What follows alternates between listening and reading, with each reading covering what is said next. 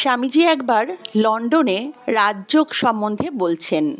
হঠাৎ বক্তৃতার মাঝে এক অ্যাংলো ইন্ডিয়ান স্বামীজির বক্তৃতার বিরুদ্ধে টিপ্পনী কাটতে লাগলেন। শ্রোতারা বিরক্ত হলেও স্বামীজি ওই ভদ্রলোককে অগ্রাহ্য করলেন, বক্তৃতা চালিয়ে যেতে লাগলেন। ওই অ্যাংলো ইন্ডিয়ান ক্রমশ মাত্রা ছাড়িয়ে গেলেন। স্বামীজি বুদ্ধের প্রশংসা করলে তিনি বুদ্ধের নিন্দা করলেন।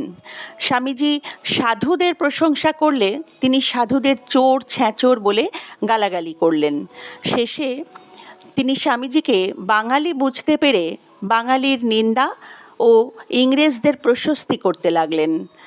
বারবার বাধা পেয়ে স্বামীজি এবার ওই অভদ্র লোকটির দিকে ঘুরে তাকালেন। ইতিহাস থেকে একের পর এক নজির দেখিয়ে এমনভাবে তিনি ইংরেজদের কুকীর্তির কথা চোখে আঙুল দিয়ে লোকটিকে দেখিয়ে দিলেন যে ওই অ্যাংলো ইন্ডিয়ানটি তখন নিজেকে সামলাতে না পেরে কেঁদে ফেললেন। স্বামীজি অমনি মুখ ফিরিয়ে বক্তৃতার প্রসঙ্গে ফিরে এলেন এবং যেন কিছুই হয়নি এইভাবে বক্তৃতা শেষ করলেন।